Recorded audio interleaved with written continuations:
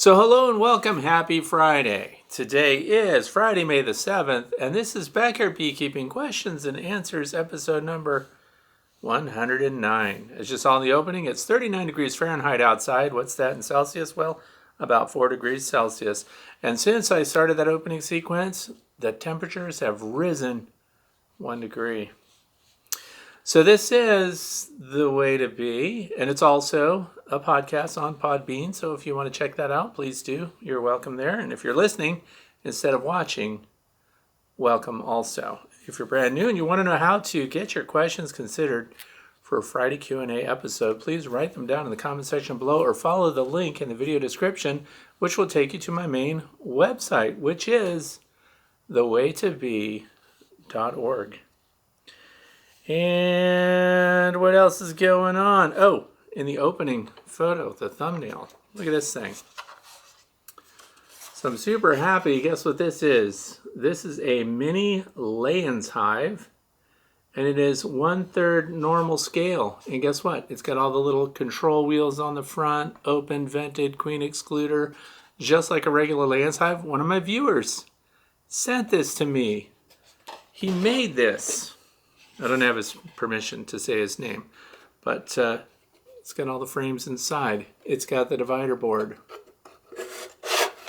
just like the real thing. And even in the frames, I was looking at the frames, I thought, oh look, the Layens frames are in here. I thought, man, the attention to detail is incredible.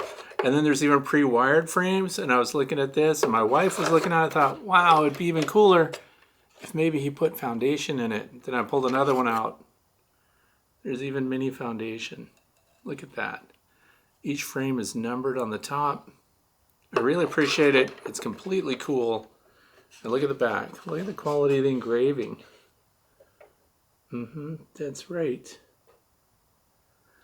A mini Layens hive. And the reason I really like this, by the way, and I've already thanked the individual who made it for me. And where can you get one? He says you can't. He's not interested in making them for people. So if that changes later, I'll put information down in the video description about where you can get yourself a miniature Layens hive. Because I like to take the small hives with me when I'm talking to school kids in particular. I have a mini Langstroth hive. I have a mini Layens. Now all I need is a mini long Langstroth hive to take with me to teach people about bees. So that's fantastic. It's a conversation piece. It's going to be in the background here somewhere. That's what I like to do with gifts that people send, so I'm really appreciative. Thank you for that. Oh, and probably what you're watching up in the corner right now is a little recap of the bees that are scooting out of my standard Langstroth hive. The ones that were doing the fire drills before actually swarmed, and then, thank goodness, the weather went bad. It started raining. And they changed their minds, and they came back, and instead of going back in the hive right away, they clustered on the front, which gave me some time to make preparations to go ahead and split that colony because they decided to leave. They're going no matter what. There's nothing we're going to do about it. So I hived them up, split their resources, split brood, all ages of eggs and everything else. And just a quick update, they were foraging yesterday, even in the cold weather. So we had like in the low 50s, but when we had sunshine, low 50s, dandelions everywhere.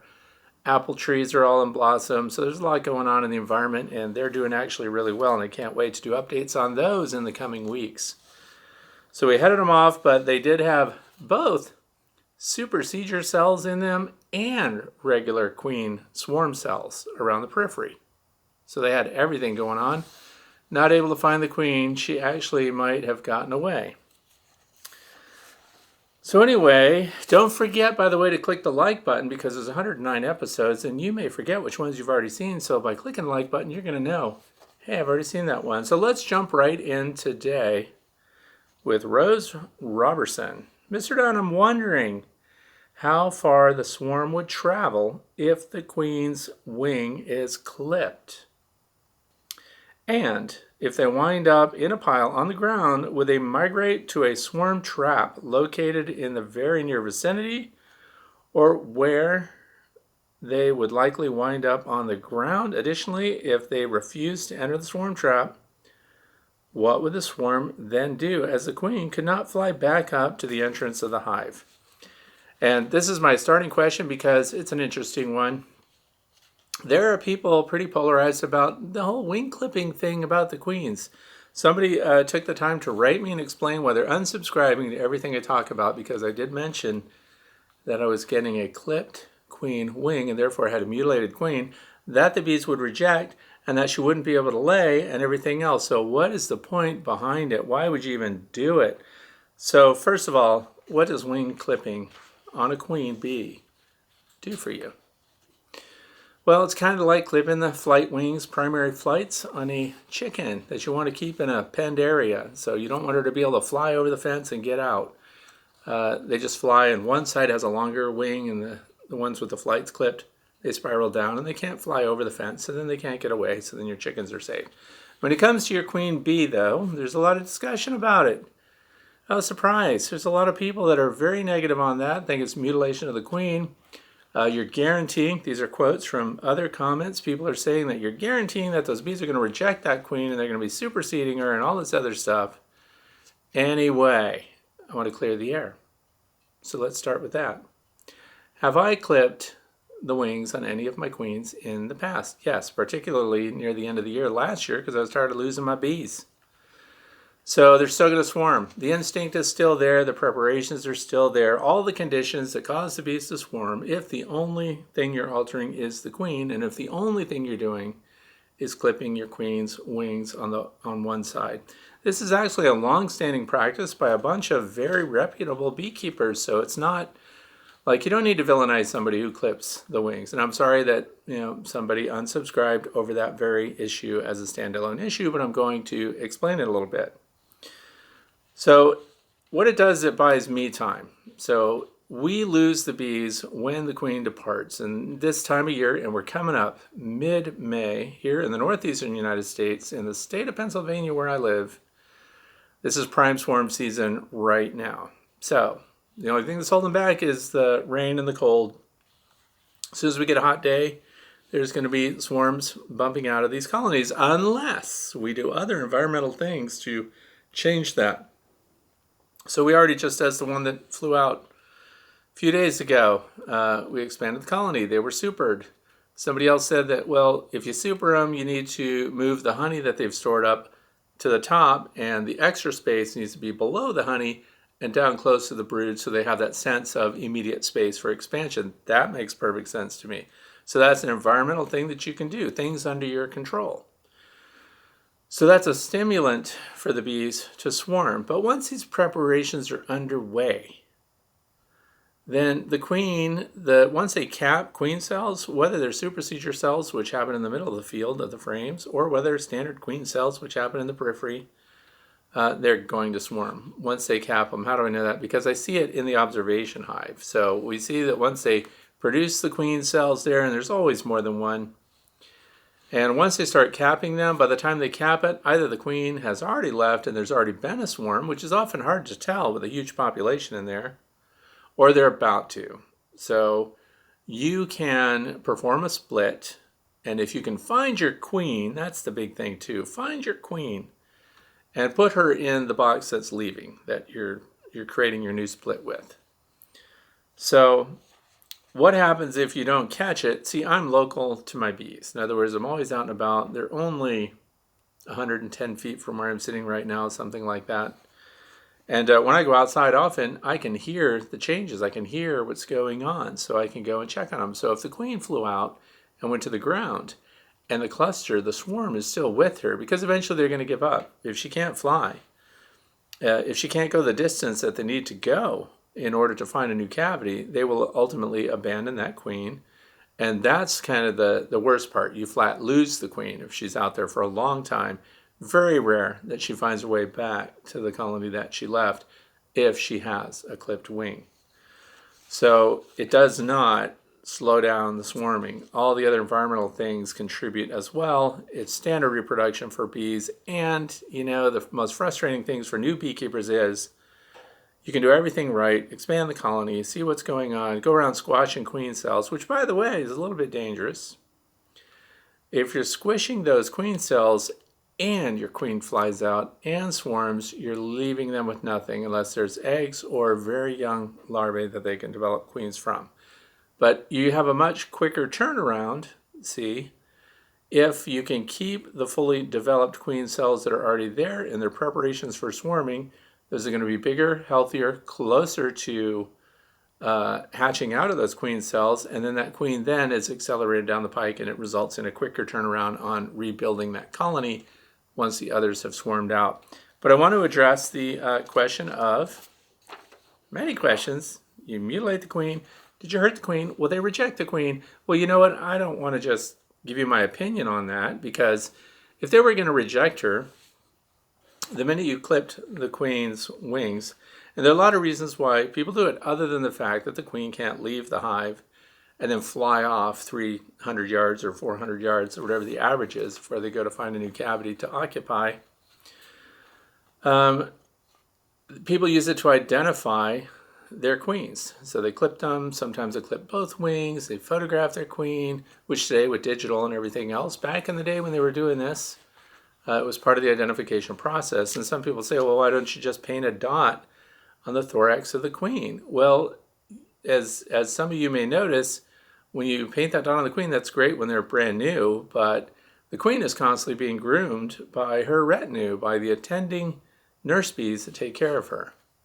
So they're also constantly grooming, and you see these little, I've found, older queens, which has a little halo left of the original dot that you painted on them. So they could, in theory, clean off that thorax, and you may never be able to see the queen if that's your only indicator that that's your queen, and you may see a queen with a clean thorax and think, that's not my painted queen, therefore somehow she's been replaced or superseded or something like that. But the clipped wing, they cannot clean, they don't grow new wings, they don't change that, and so that's actually a tell that will help you to identify and why it became a practice in the first place. So Fred, have there been any studies done to show? Thank you for asking. Actually, I just asked myself that to make it convenient. So there is a study here that I'm going to quote, and I'm going to put it effect of clipping queens' wings by I.W. Forster. Okay, so anyway, I'm going to give you the study link, but there are some key things that I want you to look at here, and this will satisfy those that think you've done something terrible to your queen. You've mutilated her. You just ruined her, and she's going to be rejected. In fact, people will say things like, those queens will be superseded first. Okay, well, let's just cut to the chase, and I'm going to take the coward's way out and follow the science rather than just fight people with my opinion. So, because that's what I look to all the time. So they studied queens, brood per hive, and they did controls, clipped queens, unclipped queens, and they did things like what? They found out how much brood there was in a colony with a clipped queen versus an unclipped queen. Now, it was pretty even. No significant differences in brood with or without the clipped queen. Clipped, unclipped. Check what else there was that they evaluated. How much honey per hive for clipped wings compared to the unclipped queen's wings. And this was interesting to me. Not huge differences, but the honey production in hives with wings of queens that were clipped was higher than those with the unclipped resident queen. I found that very interesting, how much of a difference. So for some of them, it was like the difference between 94 pounds of honey per hive for the unclipped, 105 pounds of honey per hive for the clipped. So, it's not a huge difference, but here's what we're proving out through science, that there definitely is not a detriment to the wing of a queen being clipped. How about supersedure? That's the other thing. They're going to reject that queen. They're going to get rid of her. Something's wrong with her. Well, they did that too. And here it was pretty clear. Supersedure of the clipped queens were 17%. Oh, darn, that's a lot of supersedure. Unclipped queens were over 20%. And in another study, years later, it was equal. So clipped queens, unclipped queens, no difference. So the year that they did the study at first, the unclipped queen wings, those queens, had more supersedures than those with the clipped wings. And then, so anyway, on it goes. So if anything, for people that are looking for evidence about that and trying, here's a problem when you have a predisposed stance on it. When somebody makes a claim or makes a statement about something being good or bad, they kind of look for resources and information that support their already established position. Go in open-minded. Look it up. Impacts of queened and clipped wings on queens. See what can happen. It is not a means of deterring swarming. It never has been, in my opinion, or anything I could find in science. But what it does do is when the queen swarms, they ultimately will. All the bees are going to swarm on you. Don't be insulted. They're reproducing. It's what they're supposed to do.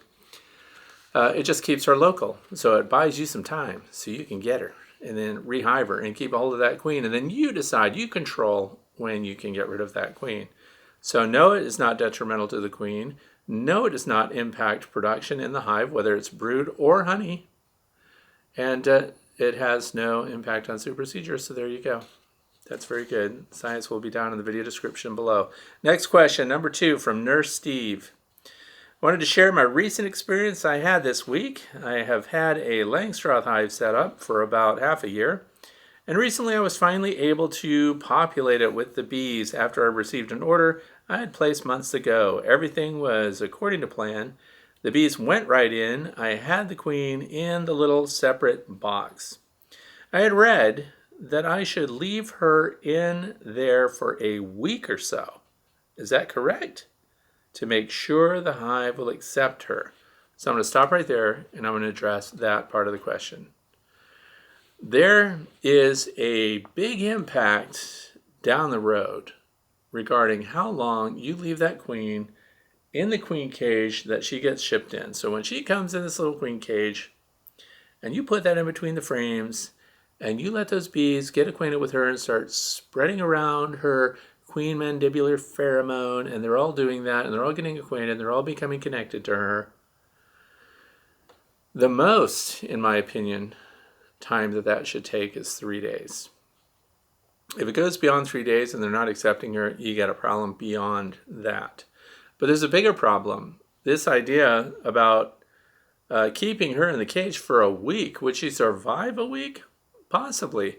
But what are we keeping the queen from doing? We are keeping her from exiting the cage. First of all, when they come in these cages, they're already mated, they're ready to lay. There is no delay if the resources exist inside that hive. That queen can come out and be laying eggs today. So if we add on, 4 more days of that, how many eggs a day does a healthy queen lay? On average, 1,500 eggs in a day, assuming that the space is available in those frames, the cells are available. So at the other end of that, you've sacrificed 6,000 bees in your workforce. So that's one way I want you to think about it. The longer the queen is in this cage, she's not out in production, she's not laying, and 21 days out from that, you don't have emerging new bees in the thousands. So your losses are pretty significant. So I wanted to say that. And most will say 3 days. I've personally let them out a little sooner. It just depends on what's going on in the hive and everything else. But for a new beekeeper, 3 days. Make sure that the cork is out, that they have access to the candy plug, and they can chew into her and get her out and get her laying, because the losses are 1,500 bees per day. So think of it that way. Also, he goes on to say, I had 2 brood boxes in place and had taken out 4 frames from the top box so I could place the bees. I left the frames out so I could find the queen box after a week or so. So today, I went out to see how they were doing, and behold, the queens had built a big structure of comb in the empty space that would have been filled by the frames that I had left out. So just went in and removed the comb, placed it outside the hive, then found the queen box and let out the queen, who immediately flew into the hive box. So that sounds risky too, flew into the hive box. When you open that queen cage and you're letting her out, put that in contact with the brood frame so she can crawl in there. There shouldn't be any flying going on. And then I placed the frames back in the box, so now there are 10 frames in 2 boxes. I had not used my smoker today, and I probably should have, because they were mad. They buzzed all around me, and I felt something sting me on the top of my head. Turns out, one got inside my hood. I'd failed to fully zip the zipper on the side of the hood, and one got in. Fortunately, it was just one. So I placed the comb outside the hive. I'm wondering if they will dismantle it and take the wax back inside. You know, I wish bees would do that, but they don't. If we take burr comb and things like that, we scrape it off and we chuck it on the ground outside the hive, which I highly recommend people do not do. I recommend that you always bring a container with you, and the burr comb and all the stuff that you scrape off, the propolis and everything else, put that in that little tote and take that with you, because you can use that stuff. And no, the bees don't claim it from outside the hive and bring it back in, so that would be lost. So the other lesson learned here too is, when you install your package of bees, go ahead and put those frames right back in. What's a tool that would help you provide space for the bees so they could go down to the bottom of that box and let you put your frames in right away? Slatted rack. This is a slatted rack. This is a 10-frame slatted rack. And this heavy piece goes towards the front where your entrance is. And the deep space under here is facing down. So the top is pretty shallow. And that creates bee space above these, so you don't get a whole bunch of beeswax in there. But I like these when I install bees. Catch a swarm, for example. I like the hives that have these on the bottom, and I have a whole shelf full of these ready to go this year. So again, I'm pretty good. I'm pretty stocked. And when I shake the bees down in here out of my butterfly net, when I've collected a swarm, they go right to the bottom and they get to fill all this extra space, and then I get to put my frames right in and just use the weight of the frames. You just set it in there and then you'll see the frame sink down on its own as the bees move out from underneath. So that would prevent you from taking a chance of pulling out frames and then forgetting that you pulled them as described in today's question, and then ending up with a bunch of wild comb in there that you have to cut out. All the resources they used to make that brand new comb, and now we have to cut it out because we didn't put the frames back in. So anyway, very surprised, Nurse Steve says, that they built out frames so quick. The package of bees that I installed in my Long Langstroth hive have full frames of brand new comb in there already. They do it amazingly fast. They also use a lot of resources to do that, so keep their feeders full. Very heartening for this first-time beekeeper. So, several things I learned. Keep the frames in place, except when taking them out to inspect. Check and recheck all zippers so bees don't get in. Use the smoker next time I'm inside the hive. Yeah, it says, because once they've set up, once they've become resident bees, you want to make sure and be prepared for them to be slightly defensive. But generally, when there's a big nectar flow on, they could care less. But if you're opening the hive and we're trying to find the queen and things like that, light puffs of smoke can't hurt you. So the other thing was, did they answer all the questions? Best time to add a super.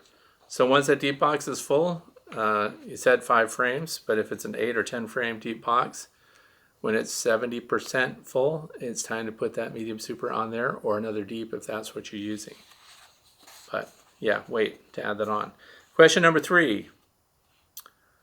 This is from Sridhar from Center Hall, PA. Let's see. I installed my 2 packages. A lot of questions today deal with packages. I'm trying not to overlap them and have redundancy, so we'll see how it goes. I saw my 2 packages yesterday. Very few dead bees. My question, I dumped them in. It was cold, so I was worried they wouldn't walk in if I tried to put the bee bus outside against the entrance, which is something I did this year, and it worked really well. So the dead bees on the bottom of my hive, along Layens, FYI. So Layens, just like the model we have here.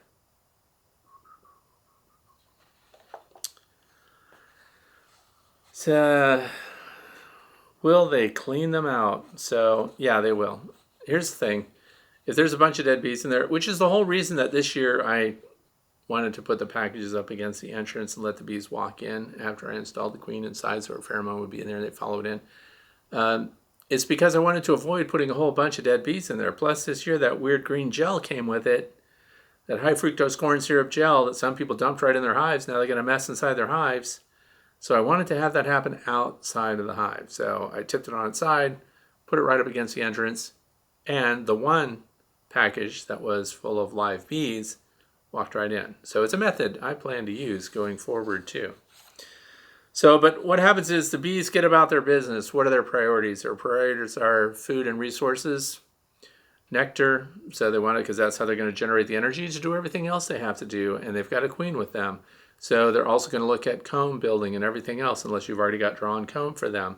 The last thing that they start doing is hauling out dead bees. So they can do it. They will do it. It's just not going to be the top priority for the bees. Survival, shelter, food and resources, looking to their young, attending to the queen, cleaning house, in that order, kind of. So anyway, temps are slowly rising. I think I saw a drone on the landing board. Is it possible in a package install? Now, they could send drones with them, but don't forget that drones, male bees, are freeloaders, and they show up at every hive, any hive that happens to have bees in them, where they think they can get a free meal. So it may not actually have been from those bees in the package, but it's not unheard of. You know, we see drones going with swarms and everything else. They're just freeloaders. They go along. Some bees are all black. Most are only black on the last two segments of their abdomen. Is that different ages of bees or different moms? It's not different ages, but it is different genetics. And remember that most of the bees in your colony are half-sisters because the queen mated with several males. So there are full sisters in there. That means that the queen and the drone produce the eggs that they came from. But remember, there's up to 20 other drones that mated with the queen, so really the majority will be half-sisters, and some of them can show physical color and trait differences. So next, we're going to question number 4. Joel Zinn, Broken Arrow, Oklahoma. I will be picking up 2 nukes. Nukes are nucleus colonies, full frames, brood, everything. It's basically an entire colony of bees ready to go. Next week, last weekend, we drove to the farm where we will pick up the nukes about 45 minutes away. The roads are very bumpy, just really bad country roads. The trip brought to mind a couple of questions. How disturbed will the bees get during the trip?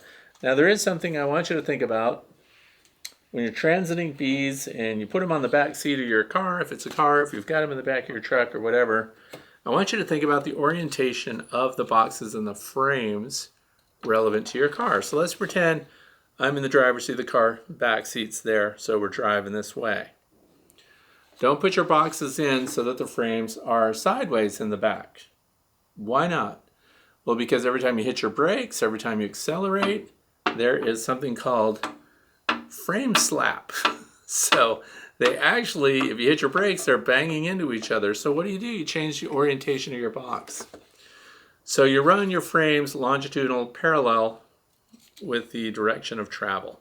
So then when you hit your brakes, nothing happens. Hit your brakes, nothing happens. So if they're like this, they're spanking, frames are slapping each other. If they're like this, you're not, unless you're cutting tight corners and stuff like that. So always set your boxes in your car with the long axis of the frames running the direction that your car is running, so that you don't let them spank against each other and smash bees and everything else. You end up with a bunch of angry little bees.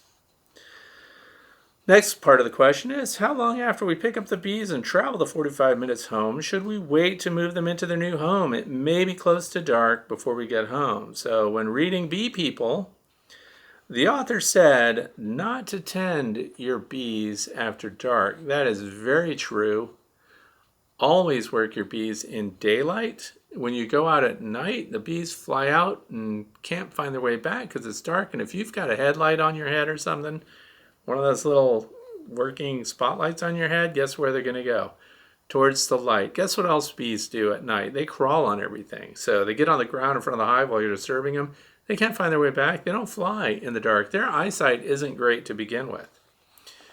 So yeah, never work your bees at night. You'll end up with bees crawling all over you. They won't be able to find their way into it. So it may not be total dark, but late dusk. I would take that nucleus colony because it's good to go, really. It's self-contained. They've been living like that for a while. Set that nucleus colony box exactly where your main bee box is going to be, and then go out there the following day around lunchtime and do the transfer. Pull the nucleus colony out of the way, put your bottom board in there, your slatted rack, whatever you're setting up, and then your deep box, and then transfer the frames into that box the next day. If the weather's a little rainy or something, carry an umbrella with you or whatever. But yeah, transfer them as soon as you possibly can. It does better, but because it's a nucleus colony, they're not as critical as they are when they come in a package, because a package doesn't have the frames and all the drawn comb and everything else. In a nucleus, the queen is still laying, they're still tending the brood, they're still in production. So not so critical. So how long can they stay in the nuke to be safe? That's undetermined. That's basically depending on you and what you've got available. But I like the idea of putting them where they're ultimately going to be. So temporarily move the final hive out of the way so you can put your nucleus colony in there. They should be weather tight. They should be ready to go. And then at the earliest warm day opportunity, when it's not raining or whatever, make the transfer as soon as possible and keep all those frames in order and center them in your brood box that you're putting them in, and the new frames outboard at that. Next question, number 5, Josh from Canberra, Australia. The only United States Navy ship to be named after a foreign capital, the USS Canberra, which was a heavy cruiser. Yep, trivia. I'm new to beekeeping. I have bought a hive and hope to get my first bees in September. So again, as we cool down, they warm up. And I've read that it's a good idea to keep records about your bees. Could you please explain, show what sort of records you keep, how you keep them, and how they're helpful to you? Well, you know what? I hate keeping records, I have to tell you. I always forget stuff. You got to take notes and everything else. So here's what I'm doing. I have my cell phone here because I'm connected to the modern world now. And what I want to show you here is, this is my record keeping program now. And you might be wondering, what's that about? That looks pretty high tech.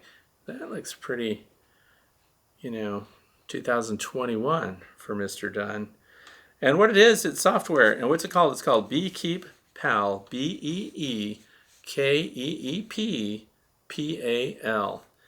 And there's a free version of it, and there's a professional version, a subscription version. So I got the subscription version because I looked it over. It's got everything in it, your hive inspections, your library.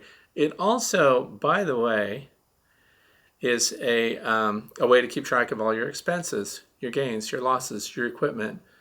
We don't even remember, like I have a small apiary. The max hives I keep is 20. So even that's hard for me to follow. So we have to put unique identifiers. How do you know which hive that is? Well, you get into your app and you pull up here and it says hive inspection. Add a new hive if you want to. How many apiaries do you have? Where's the apiary located? And then you take this up and you take a photo of the hive, and that's your identifier that's part of the file. So if something happens to the hive and you forget how you identified it with a tag or whatever, you also have the physical configuration of it. How's it configured? How much brood is there? What kind of hive is it? And all the fields are pre-filled out. They have flow hives, Layens, Langstroth. Everything is in here. It's interesting stuff. Do I get anything from them if you follow this link that I'm going to put down in the video description? No, I don't get anything. But I'm telling you that I have 3-ring binders full of my mess of documented hives because my field inspections, treatments, bees that you purchase and stuff like that, you have to keep those records, like when you certificates of health with your bees and transfer documents and things like that. I keep all those in a binder. But when it comes to day-to-day inspections, I'm going to go out there, I just want to see what's going on. How many times do you go out there just to see what's going on? You get your cup of coffee, you're going to go out there and look at landing boards and look what's happening. Oh, they're swarming right now. And it was because I had my cell phone with me. I turned on the movie and I just started recording those bees zipping out of that hive. What else was I doing out there when I discovered that? I was testing out this Beekeep Pal app, and I was adding colonies to that. You also document in this thing, it's push, the buttons and find the things that you want to update. It asks you, how many boxes are there? How many brood boxes? How many supers are on? What kind of bottom board do you have? When did you feed them? Do you feed them? Swarm, queen history, what do you note? So when you do your inspection, it prompts you. So if you're the kind of person that does an inspection and flies by the seat of your pants, and at the end of it you think, oh man, I forgot to check how much, how much pollen they had, or, did I estimate the weight of all the honey that was in there? It has all the categories in it. So you just click the field and enter the amount. So we know you like a deep frame, might average 7 pounds of honey. Then you estimate. So the next time you go into that same colony, you look at the past inspection, you do another inspection, but it also gives you the status of the last inspection. So to answer that question, keeping it simple, I've always wanted to use some kind of software. There's Bee-Trax, there's all kinds of other software that requires you to let other beekeepers see your data. So BeekeepPal, you can keep it all to yourself, and you can share it if you want to, but it works on your phone, and this is not an iPhone, this is just an Android. And it works on your desktop, and it works on a tablet. So I also have a tablet that has its own little feed on it that sits up. And so when I'm doing inspections, I can just noted, saw the queen, supersede cells, whatever's present. That's going to be going forward. My how much does a subscription cost for a year? It's $9 and something a month for that. So it's cloud-based stuff. So if you don't like the cloud, you'll want to get the just keep it in your phone kind of thing. And you can try it out free because there's a free version of it, but I think it's only good for a couple of hives, one apiary, that kind of thing. So if you have a pile of hives, you're going to ramp up quick. BeekeepPal. Glad that question was asked because I've been playing with that for a while. Letitia Morton. I'm looking ahead and trying to prepare for my honey harvest. Last year I had 11 hives and this year I have 20. I wanted to ask you about removing the bees in order to take the honey frames to be processed. I've brushed and blown the bees off, but with the possibly so many more frames this year, I wondered if you ever just remove the supers with honey right before dark and left them next to the hives. Then, after dark, gather the supers in for processing. Seems like that would make the whole task easier, and then they will be ready to process the next morning. Okay, so for Letitia, I would not open a beehive, pull a super off, and set it in the bee yard next to the beehive, even overnight. We don't know what predators, I don't know where you live. Where I live, that's the dinner bell for everything. Raccoons, skunks, bears, everything. So I don't like the idea of that, but I will share what I do, and it's called an escape board. There are a lot of methods for getting bees out of a honey super. I've even seen people take their frames out and use a leaf blower and blow the bees out of that. I don't like the look of that at all. So what I do is, this is an escape board. This is the top. So then the bottom side here are these triangles, and then there's a screen, and the bees will go through this hole right here down into the triangle. They will walk out through these corners, and they'll walk out here and go down into the boxes below. You cannot leave these on. Notice that this has burr comb on it. They put that amount of beeswax on that in a space of 24 hours. But those are my favorite escape boards. I've used fume boards, which you put on the top, and that takes forever. The escape boards, here's the other thing. You got a bunch of hives. So your window of opportunity for harvesting the honey might be pretty narrow. The other thing is they might be getting full. They might be getting honey bound and things like that. So we kind of have to act quick. So what I did was, and last year was the first time I did it, I bought one for every hive. So they're going to last forever. As long as we're going to be keeping bees, those escape boards are going to be around. That's a design, by the way, that's time proven. It's been around for a very long time. So what I do is I go to each hive, I pull the super, and I put an escape board under it. 24 hours later, I go through, collect every super, and you'll find out that there's just a tiny smattering of bees. Now, you don't want to do that and then forget that those are on. Number one, the bees start gluing them all up with propolis and beeswax. Number two, bees are smart. Biggest brained insects are bees. They're going to figure it out, and eventually they're going to be going right back up and right back up into the super. So 24 hours is the sweet spot. So try to do that, looking forward to the weather and things like that. But for me, those bee escapes are the best solution, and put them on all the hives that you're going to harvest from at the same time. That's what I recommend. They work really well. I think I got those from Better Bee, but you can get them. It's a very common thing. There's another channel called Vino Farm with Jim, who has a new video out that I want to see, by the way, because he did some kind of fancy overdone beehive based on the thumbnail. But he tested another type of a skateboard. I think it was made by Curacell or something like that. It's an all plastic one. So he tested that, and I think his results were good too. So if the physical weight of those, when you get 20 of them or whatever, if that bothers you, maybe the plastic ones are a better bet. I think the plastic ones may cost more. But he tested them. You could do that search on his YouTube channel and see how they worked. So that's it. Those worked great last year. It's also how I got the bees out of my Ross Round supers. I put those on 24 hours later, pulled off the Ross Rounds, and they were clean. No bees. It's fantastic. Next question, number 7. MarkTech Sci. It's all together. It's one word, MarkTech Sci. So anyway, hi Fred, new beekeeper here, July 2020, first hive, up to 6 now. I did my first OA treatment a few weeks ago on a small swarm I caught. OA, by the way, is oxalic acid.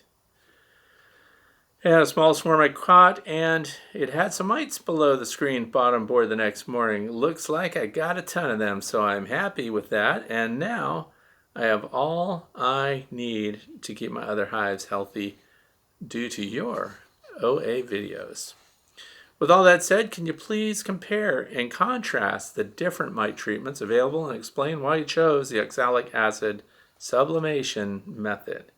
Seems not a lot of folks in my club use it, and I'm looking to gather more information in general on it. I love that it is quick, easy, cheap, and very effective for a small apiary. Also, most of those things for large apiaries too, but with the added cost for the 110 vaporizer sublimator. Okay, so why do I use oxalic acid? Well, like a lot of things, by the way, I was a treatment-free beekeeper for over 10 years. And I was, losing so many hives every winter and then replacing them and feeling good about being treatment-free. But really, I didn't know how much Varroa mite farming I might be doing. And I thought maybe if I did some treatment, what kind of treatment would I use? And would that change the outcome for me? And it did. So I opted to go with oxalic acid. That is because oxalic acid was already present in the environment. It seemed to be ubiquitous, present in all the plants, already in the honey, already in the comb, non-damaging. Apparently the mites don't adapt to it. No residue that could be measured. In other words, if you treated a colony with oxalic acid vaporization and then compared the residue at the end of the year with colonies that were not treated with oxalic acid vaporization, what are the differences in oxalic acid that's in the honey and in the comb? The differences were almost not measurable. So Department of Health and everything else have backed off on their concerns about residues of oxalic acid. And you may recall years ago I was trying to get someone to test the comb for me, test the honey for me for oxalis. I couldn't find it. I went out for bids and everything else. Nobody wanted to test it. Why? Because it's not a threat. So, are there other options? There are. And that's because I'm studying everything. Huge mistake. You start researching everything. So what I also have is something called Formic Pro. Now, of course, and then you always have to follow the instructions on it. So these are things that are considered organic, soft treatments or whatever. But then you go to a beekeeper meeting and somebody put formic acid on their hive and killed a bunch of their bees. And then Randy Oliver's talking about it and had impacts on the bees. But then see, there are these temperature parameter limits. If you're consistently over 90 degrees, you can't treat with formic and things like that. So they're broken down into 3 categories. We have essential oil-based treatments for mites, and keep in mind these are all miticides. There are the organic acids and then synthetic chemicals. So essential oils are like Apiguard, which is thymol. And can you treat with your honey supers on? No. Then there's Apalifar, thymol, eucalyptus oil, and menthol. Can you treat that with your Honey Super Zon? No. Mitaway Quick Strips, which are now considered Formic Pro. So this stuff replaced Mitaway Quick Strips. Can you use that and treat with your Honey Super Zon? Yes.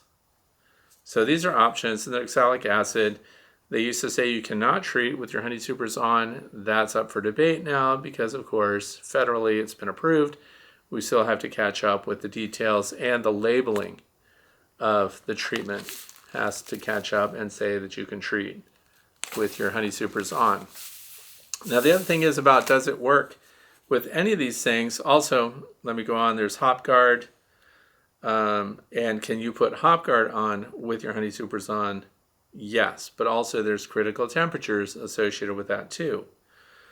So all of these treatments can work, but the bottom line, and Apovar is the synthetic chemical, Amitraz, and those go into the brood. And can you use that with your Super Zon?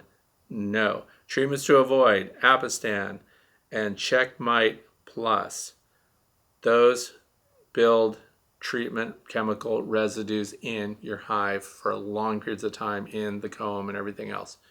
I don't recommend that. But so anyway, looking at all of these options, I went with oxalic acid vaporization.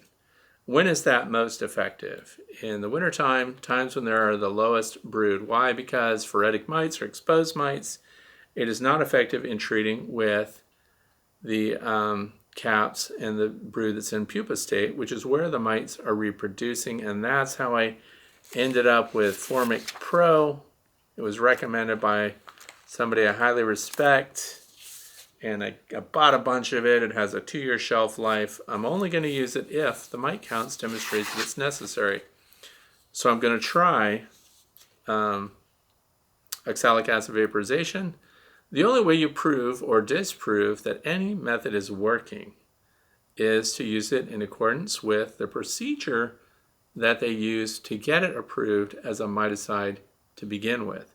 So when you do your research on any of these treatments, go to the source, go to the science that supported the study that proved that it worked before it got approved as a miticide.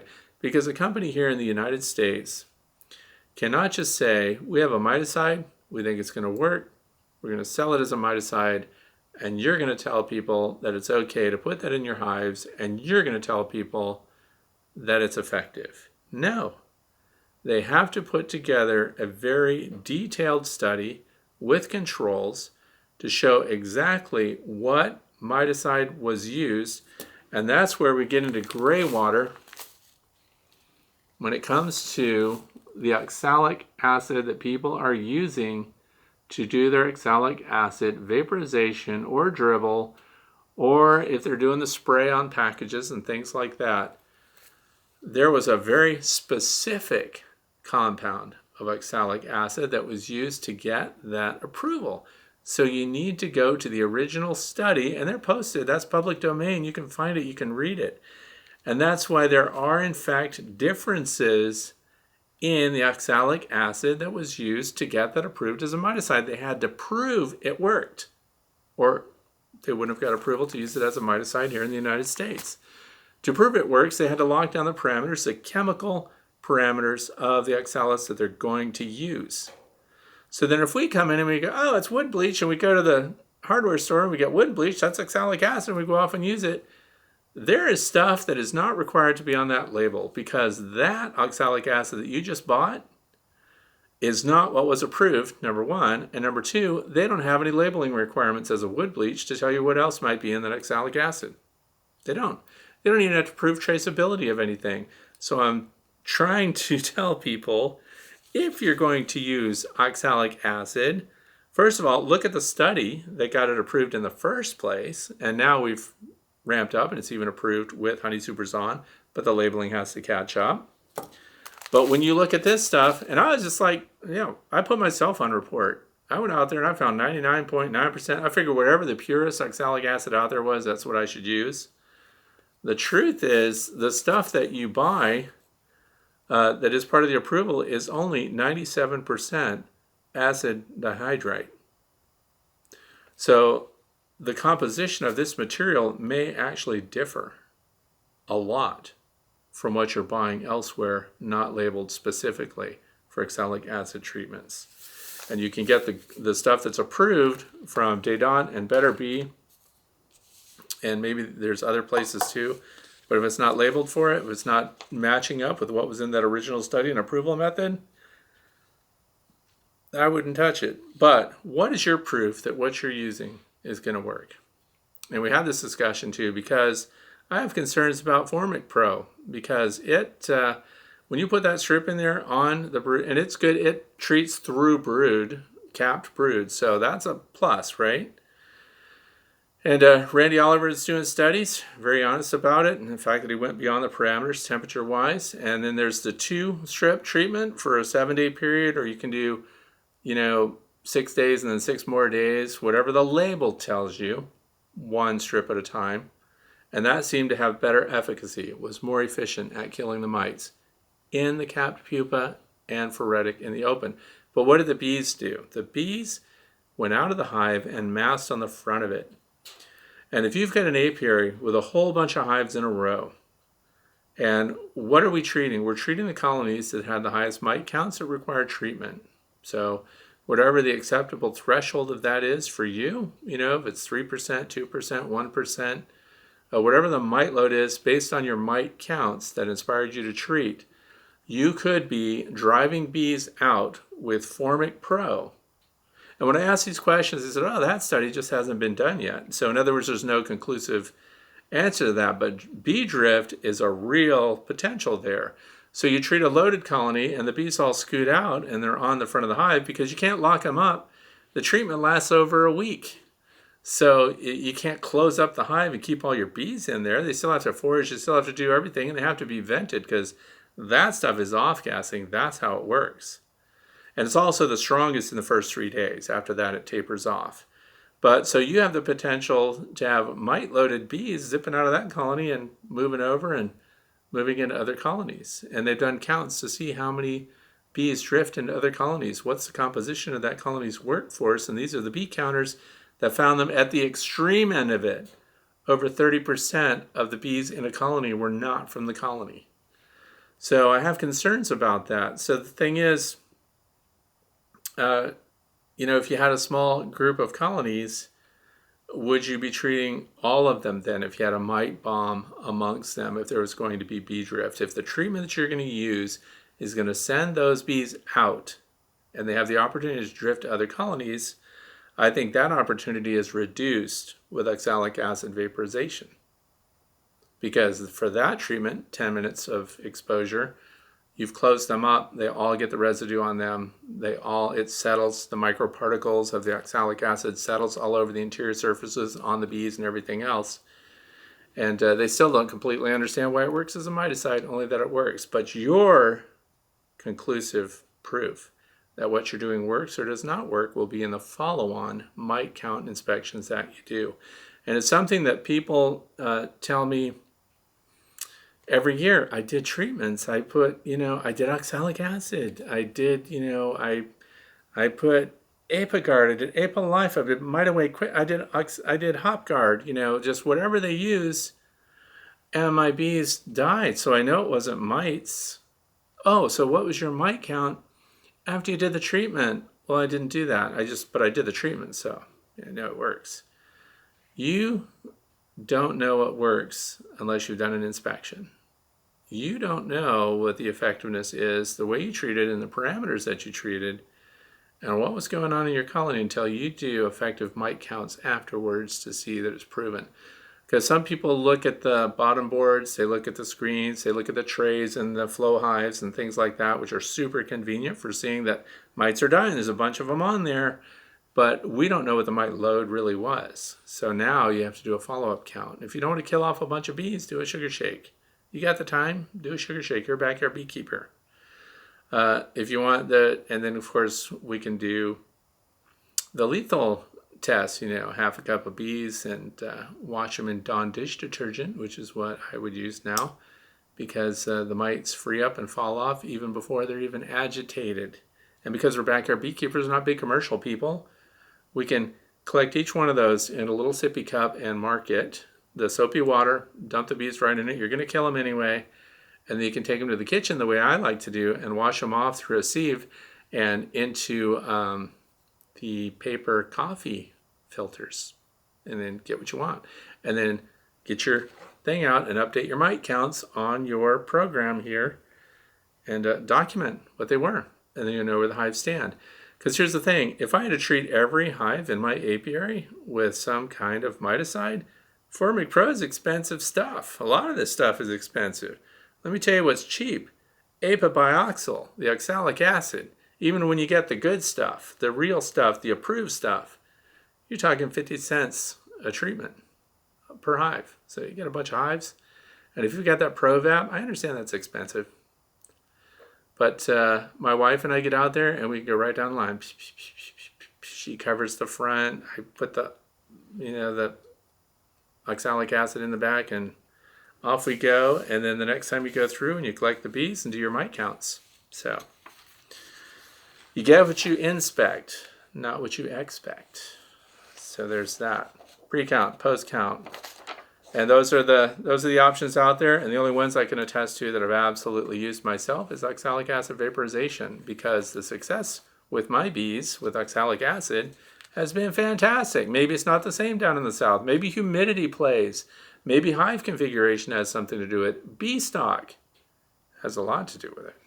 The bees that you keep and their ability to resist Varroa infection. That's the last question. No, just kidding. I thought it was. Next question is Patrick Keeley. Question number 8. Hermiston, Oregon. I installed my 2 nukes and one of my 2 long langs and intended on moving any splits into the other. I will try the double screen over winter and report back regarding overwinter survival and shared heat. My question is this week regarding leaving on honey. As honey is a huge heat sink, is leaving on too much honey problematic? How do you find the sweet spot? Sweet spot is based on what your bees need in the area where you live. Leaving on too much honey can be a problem.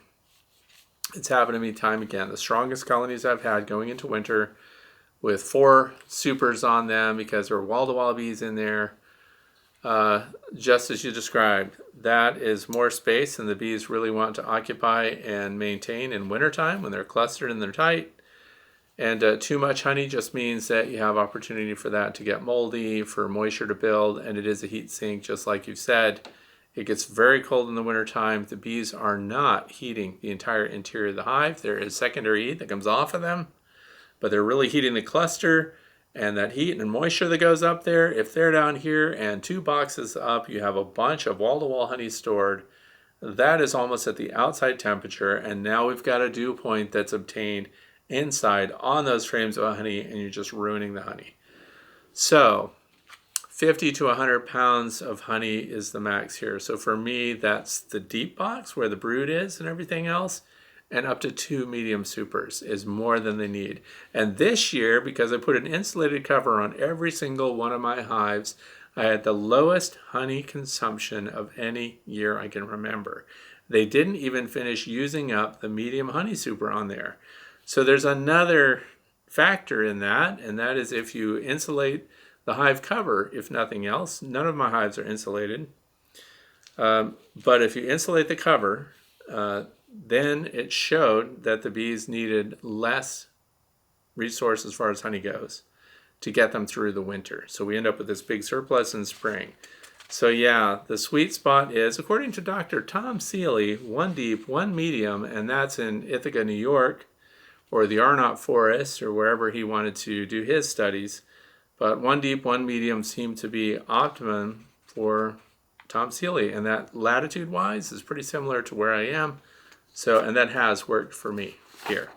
So yeah, don't leave a whole bunch of extra honey on there, because the potential for that to, hold cold and hold heat and so on, more in the wintertime, the bees warm up, and then that cold interface now is above them instead of below them or on the sides where we want to keep it. So size it down for the bees for winter.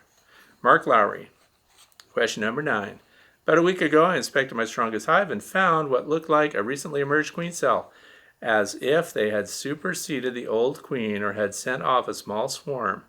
The hive is still chock full of bees. Today I inspected again and didn't find a queen or new eggs, but I again found a capped queen cell. Can you tell me what's going on with this colony? You know what I'd really like to do?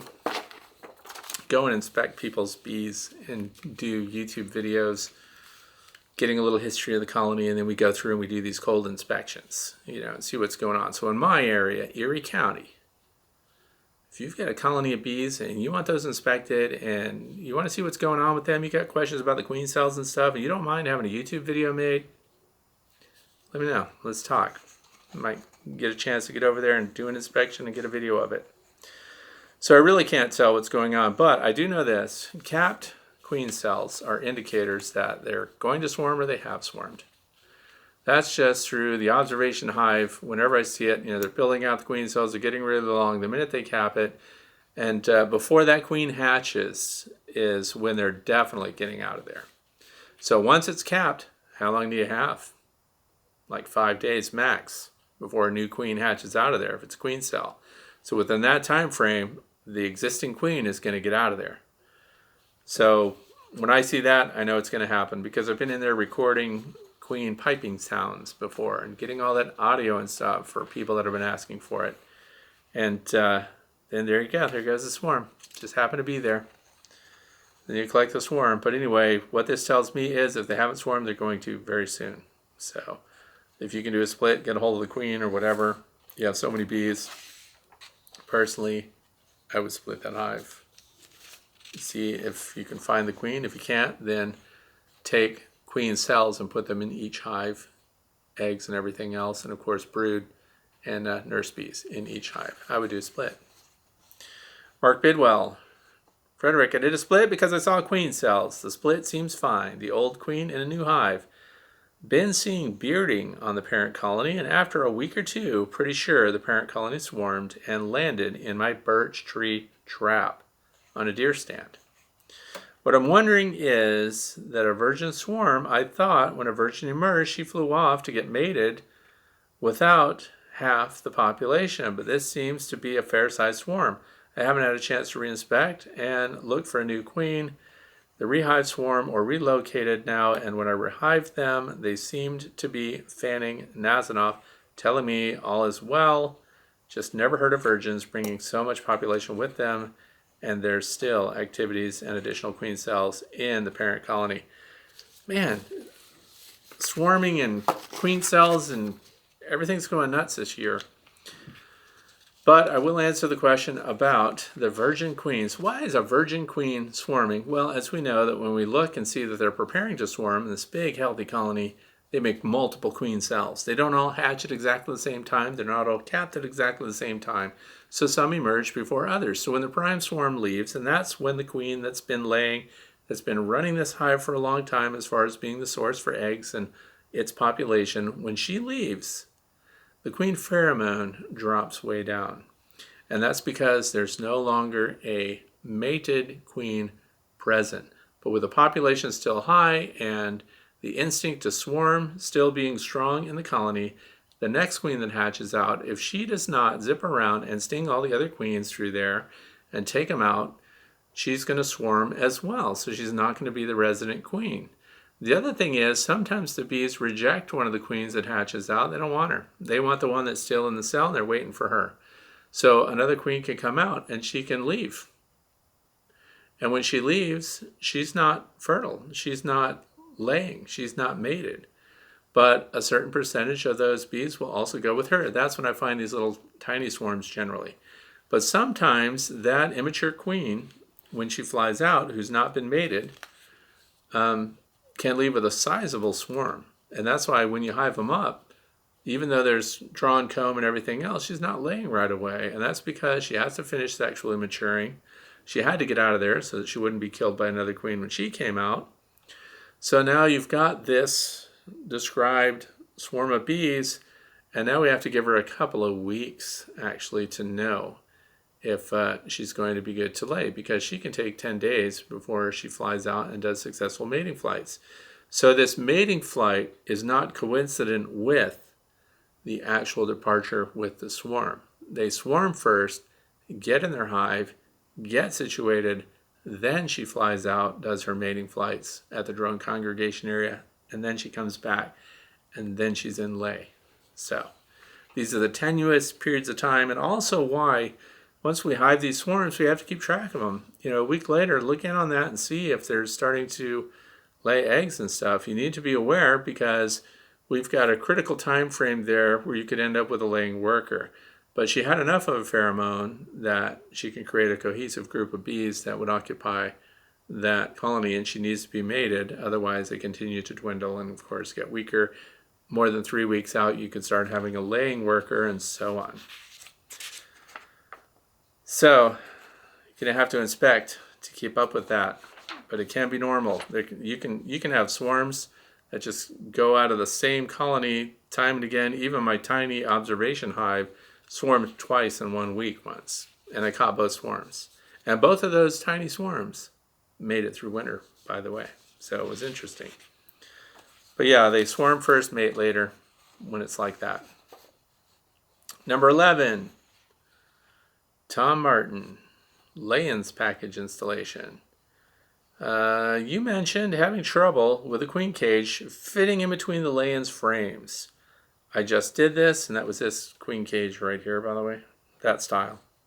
I just did this week ago and found the cage fit between my lay-ins frames with wax foundations, just as it would between the Langstroth.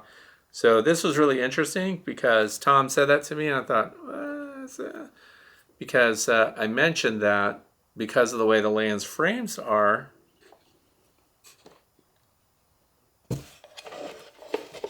getting out my little lay-ins hive here. The way the frames are, the frames themselves form the inner cover. There is no inner cover on a lay-ins hive. And I was disturbed because I could not spread these apart the way you would on a standard Langstroth and then put the queen cage in between those frames and then use this to pinch this together.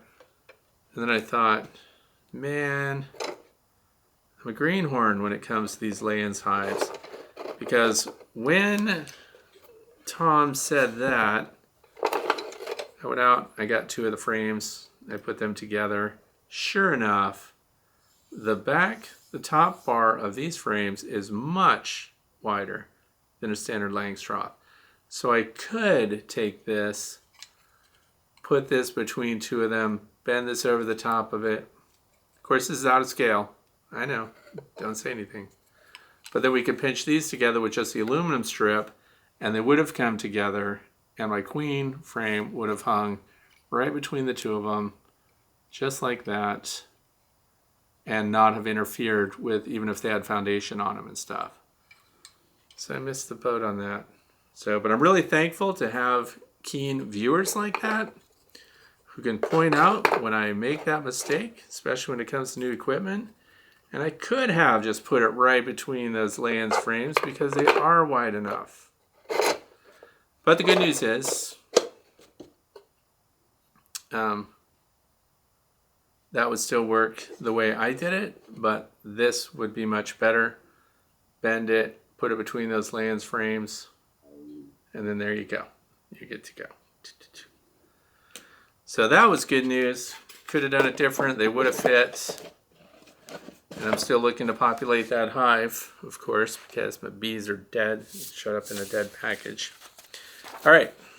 And what's the second part of this? Question: I installed a 3-pound package in a modified lay-ins hive on Friday afternoon. My hive gate arrived on Saturday. Dang, this hive has the entrance aligned with the floor of the hive especially, so I could use the hive gate. Installed the hive gate on Saturday afternoon. When I went out to the yard on Sunday morning, the mouth of the hive gate was full of water. Bees cannot make passage through the tunnel. The entrance is protected from sprinkler or rain. Is it possible that the tunnel was full of bee condensation? And if that's what it was... Now, it doesn't say, this is important by the way, when you're sending in your questions, tell me where you're located in the world, because I don't know where this is. But I know that right now, this time of year, we don't have condensation in the hives that could create that kind of dripping. But this is what the hive gate is, and they do have these narrow entrances. I cannot imagine what would cause this to be full of water. Water would have to run down into this and then go through here. But when it comes to your beehives, you should be always slightly tilted towards the landing board. The interior surface of this is so smooth that water should run right out of it. So something else is going on. Now, I don't know if there's sugar syrup up top that's leaking and dripping down and maybe filling this trough. That would not be a good thing. Another thing I thought about is if your landing board, if everything is flat and you want to make sure this doesn't fill up with water, I would just take a small screw or something and put it into the landing board and just slightly elevate just the hive gate. So that would make sure that if there were any water that were in there, it would just be able to run right out.